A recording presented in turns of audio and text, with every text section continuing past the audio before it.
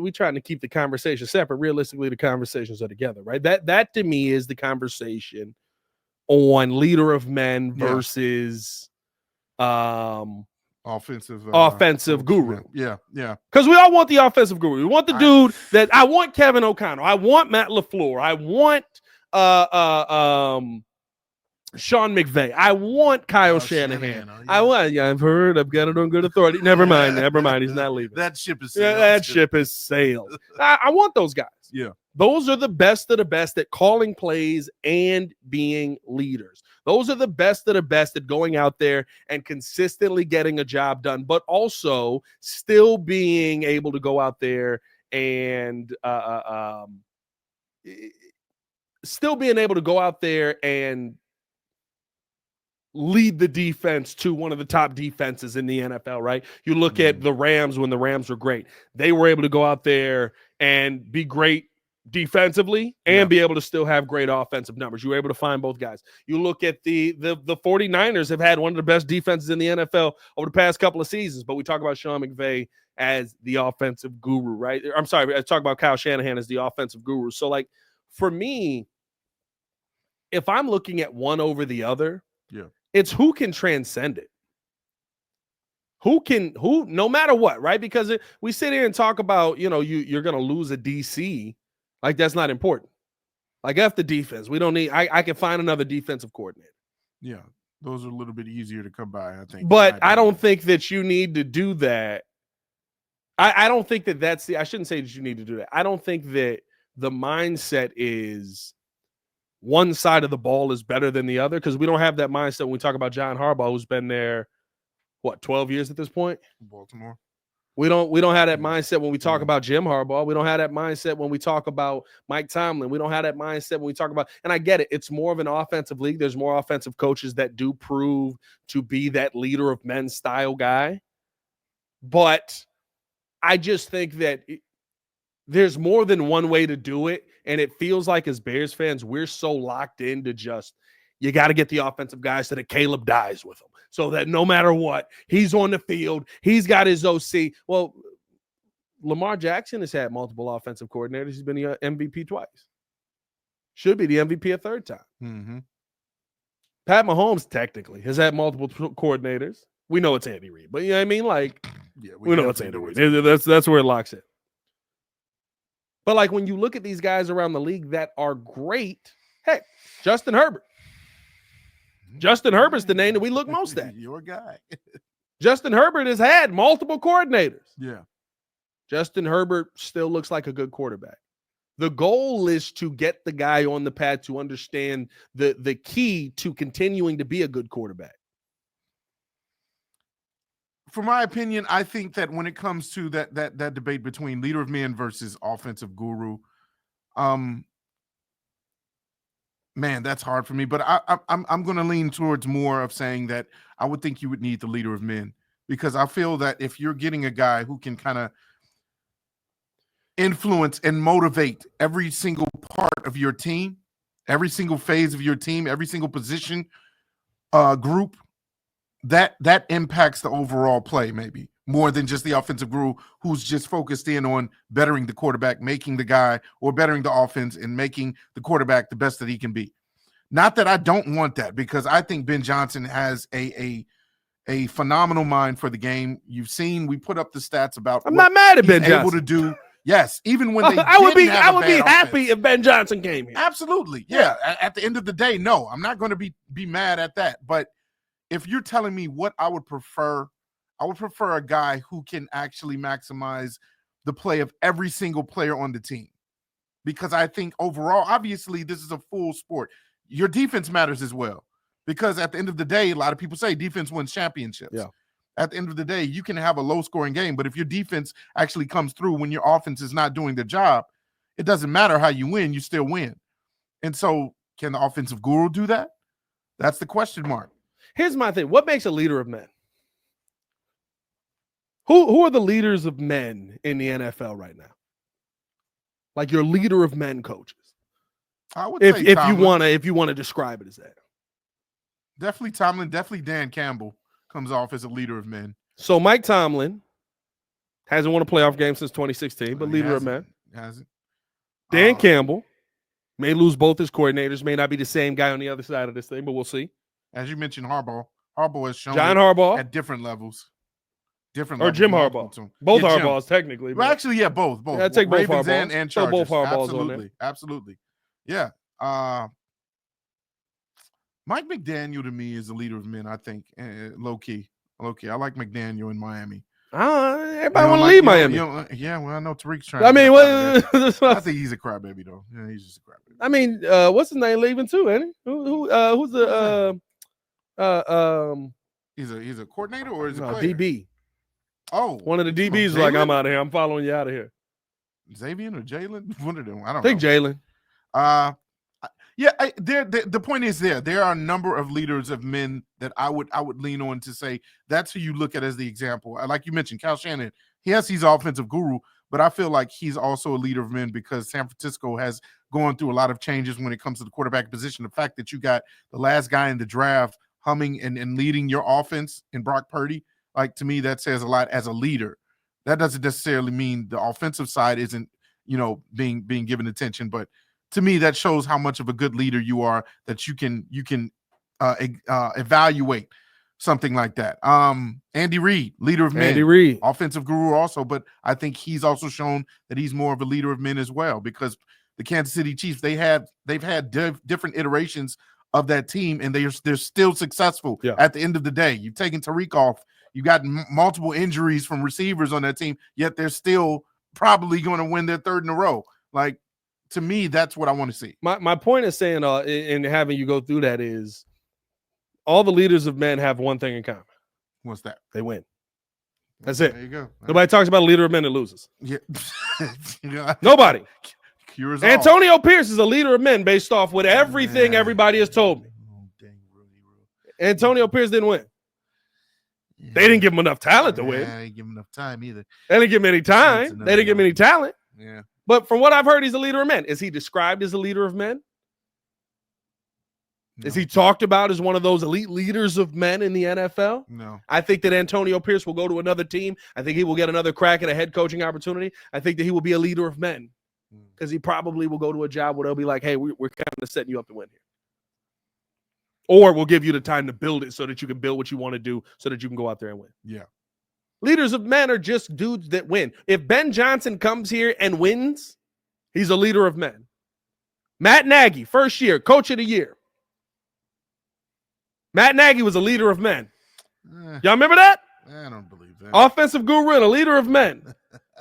You want to know what Matt Nagy did after winning that coach of the year as a dominant leader of men? He left his quarterback out to dry when his quarterback wanted to learn what he needed to improve. Yep. And destroyed the relationship with his starting quarterback because he didn't believe he was good enough.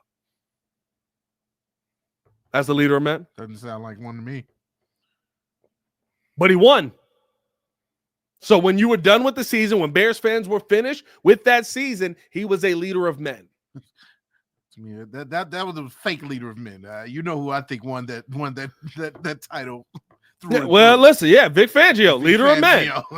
How much of a leader of men was he when he was in Denver?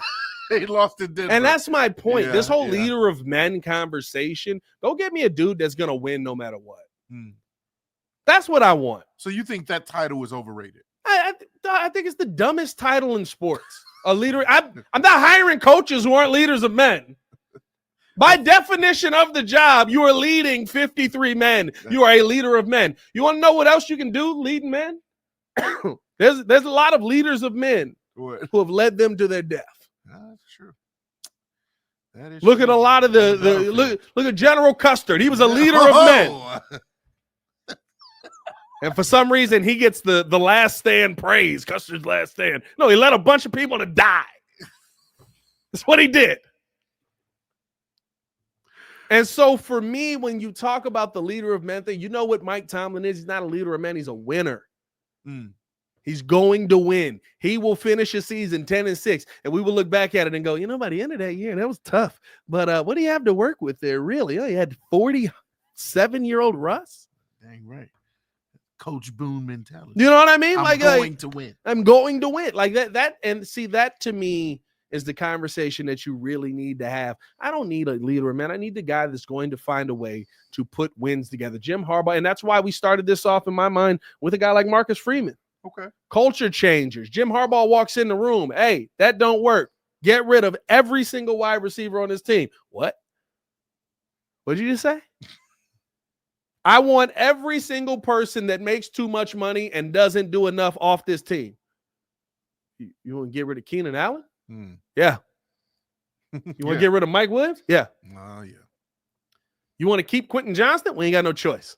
We drafted him. He's going to be here for a while. Yeah. Okay, what are you going to do after that? I'm going to draft the left tackle. I'm going to take Ladd McConkey. Well, what's that going to do? It's going to help us win. You know what I mean? Like the leader of men thing to me is so outplayed. Find me dudes that win. Like I said, it's why I talked about Marcus Freeman. I didn't think he'd be here. Yeah. I thought, oh, Notre Dame, cute season. They got some wins. They're going to get clapped by the time they get to the playoffs. Then I'm starting to watch them at the end of the season. I'm like, yo, these mugs are flying to the football. They're playing. They're balling. Yeah. Yeah. This is not the same Notre Dame team that started this season. He transcended them. He got that team to believe that we're better than what we are, and he turned that talent that he had into something that was better than what we thought it was to start the season. So then to your point, what you're saying is you really don't care what philosophy they come from, whether it be the defensive side of the ball, whether it be the offensive side of the ball, as long as they come in and change the culture and win.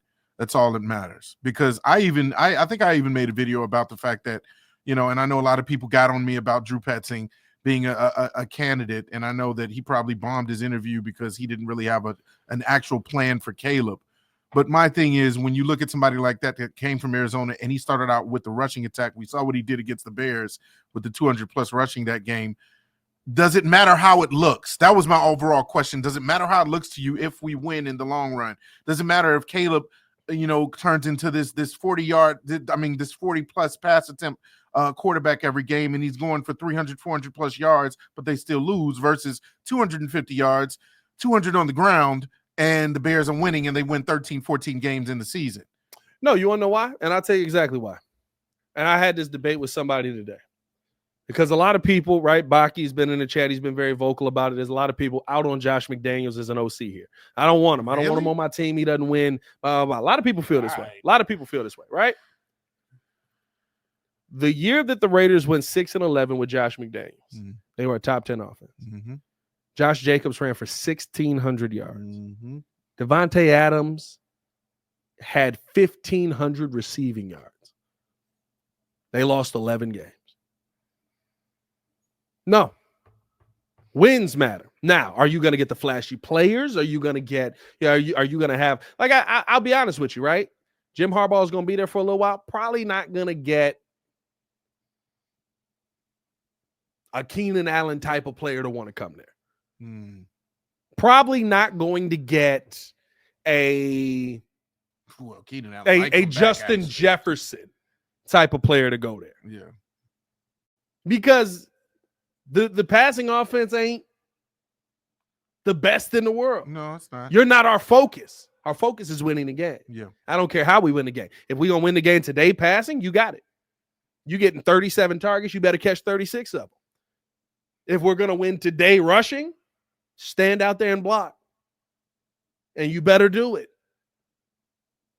To me, it's all about finding the guy that walks in here next season, because I'm going to tell you this right now. This is not a 4-year plan for you, Ryan Poles. This is not a 4-year plan for Kevin Warren. This is next year. Now. Well, we got to give him grace. We gave Matt Eberflus 3 seasons. I'm sorry. He's not going to get nearly as much grace. Yeah. Next head coach is not getting any of the grace. You want to know why? Because you effed it up the first time. You need to win next season. You need to find pieces next season. You need to find your left tackle, your starting center, whatever it is, or at least somebody who can stand in there and be comparable next season until you can fix the big issues. You don't have 10 years.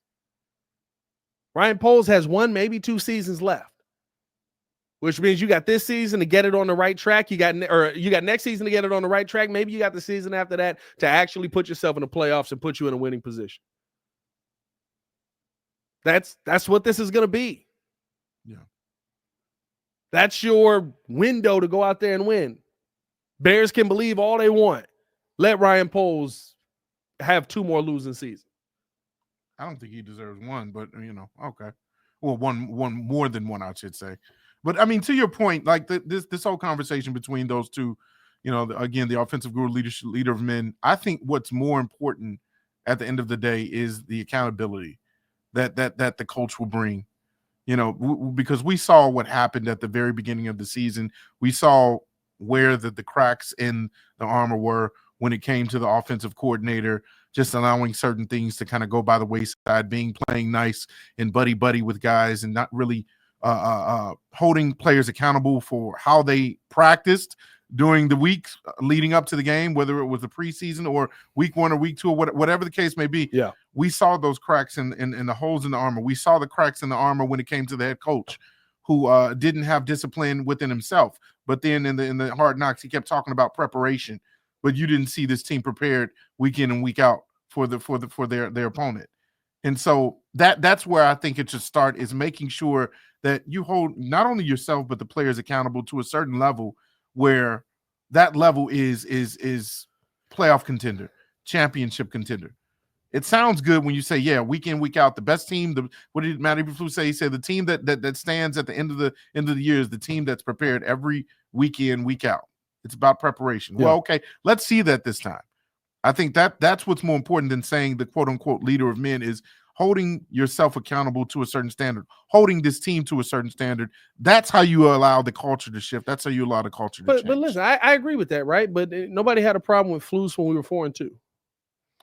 Nobody had a problem with the culture when we were 4-2. Nobody in the building was like, "Oh, we're really not getting it done when we were 4-2." They were excited. We're going into this game feeling great. Heck, you win that Washington game. You come out of that game, you might be sitting there talking about, "Yo, we got a resilient team. That's what a leader of men does." There it is. He found his way to win on the road. That was a Sunday. Found his way to win on the road on a Sunday. That's a leader of men. That's what he did. He didn't.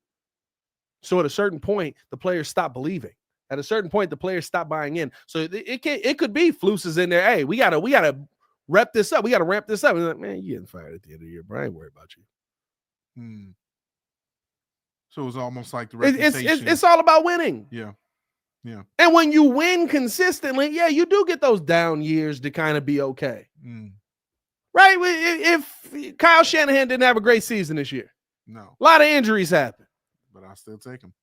Nobody was sitting there. I mean, we were sitting there. We were having a conversation, but I don't think there was any real conversation within the San Francisco organization of like, it's bad this year. We got to get him out of here. Let's get him out of No, he's taking you to 2 Super Bowls. He hasn't won the Super Bowls, but he's taking you to 2 Super Bowls. He puts you in a position to win and have double-digit win seasons every single season. He's taken the last pick in the draft, turned him into a viable quarterback in the NFL, and somebody that you're probably going to have to pay a good chunk of change to. Hey, this might be big. This might be important. The wins matter.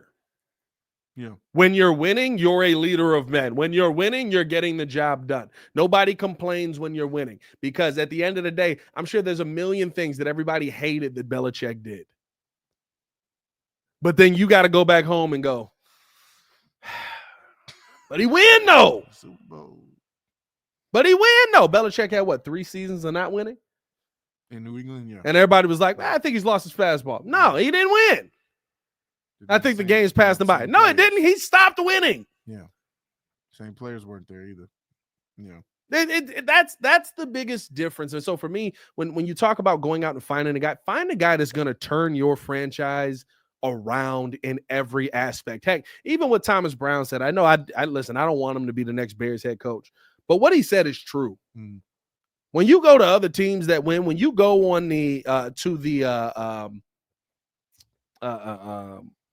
LA Rams, where he came from.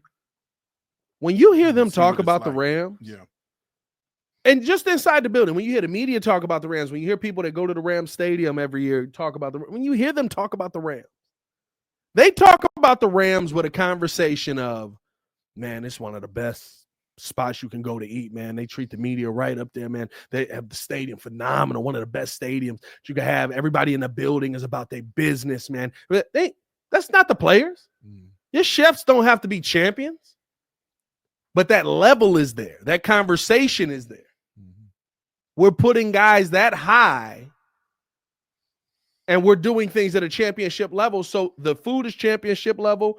That means that the players are eating championship level food. That means the players are playing at a championship level because that's the standard that the organization is held to. Look at where the Bears get voted at the end of every season. Well, when it comes to like the facilities, and look at where the Bears get voted at the end of every season. Yeah. You know what I mean? So for me, it's like I love the fact that you're talking to all these people. I don't. Yeah, the list can get. I don't. The list is stupid. Like there's some people on this list that are just stupid. Like we're trying to gain intel. We don't need it. They probably do actually, but I think the conversation though for me is that you need to bring somebody in who's going to raise the standard of everything in the building. To your point, I think that's and maybe it's not overlooked because I mean you got a lot of candidates that are actually coming from winning organizations, but I think maybe that's also what matters as well. Are these guys coming from teams and organizations where they've already been held to a high standard? You see them win successfully. You see them win constantly.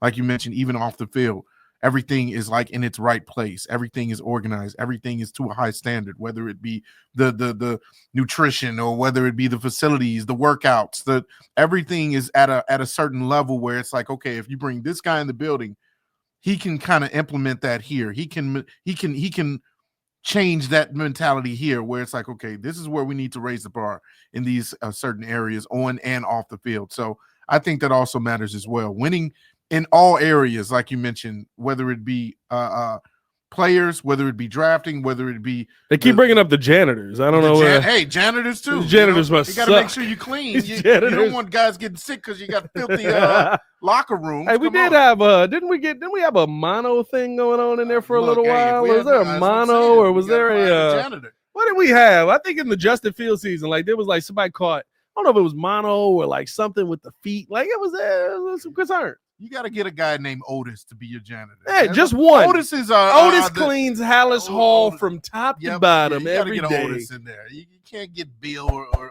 Kevin. No, Otis. All right, those are the guys that do the job.